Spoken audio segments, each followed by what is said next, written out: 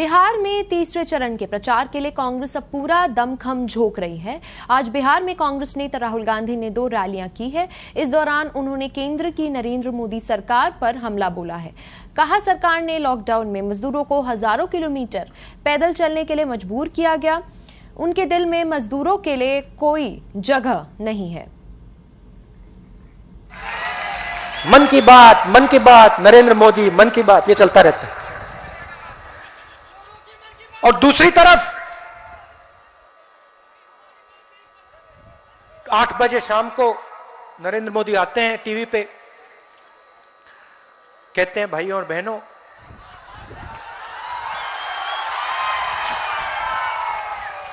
बहनों, काले धन के खिलाफ लड़ाई है।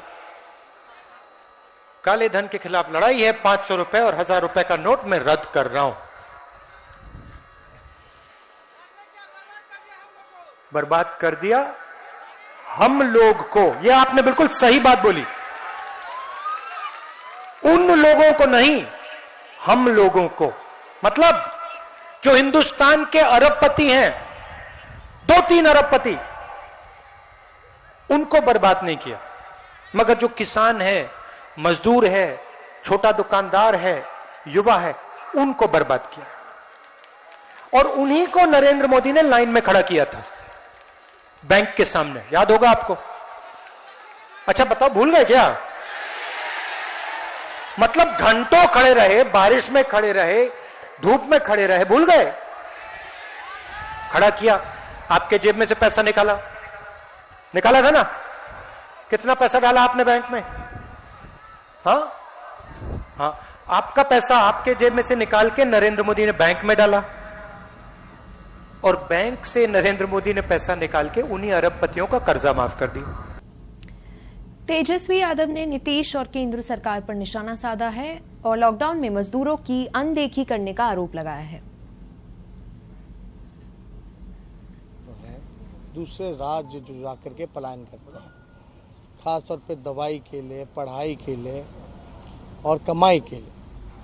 और जिस प्रकार से मजदूरों के साथ व्यवहार मौजूदा सरकारों ने किया, चाहे भारत सरकार हो चाहे बिहार की सरकार हो, वो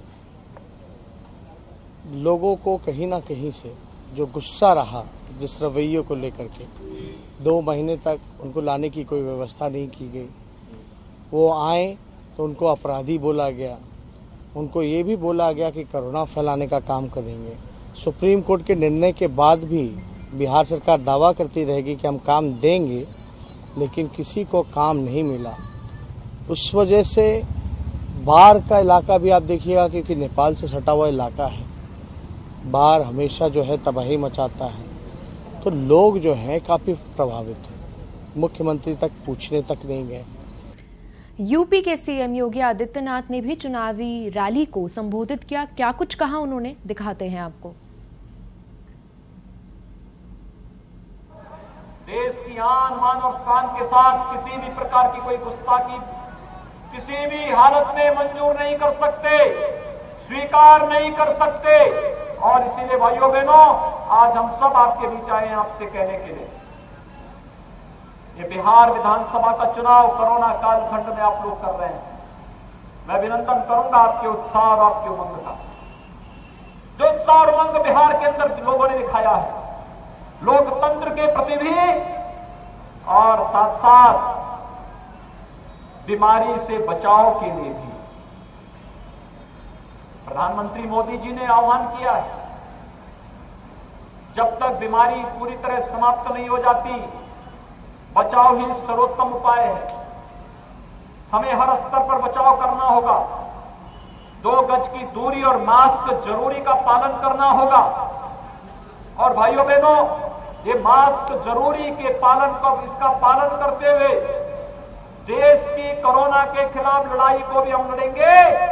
और बिहार के अंदर विकास और सुशासन का मॉडल जो एनडीए के नेतृत्व में, यहां पर नीतीश जी के नेतृत्व में जदयू, भाजपा, वीआईपी, हम पार्टी जैसे सभी दल मिलकर के आगे बढ़ाने का कार्य कर रहे हैं, इन सबके नेतृत्व में सहयोग देते हुए बिहार का प्रत्येक नागरिक अगर अपना योगदान दे देता है तो बिहार दुनिया की एक महाताकत के रूप में आगे बढ़ने से बिहार को कोई रोक नहीं सकता है।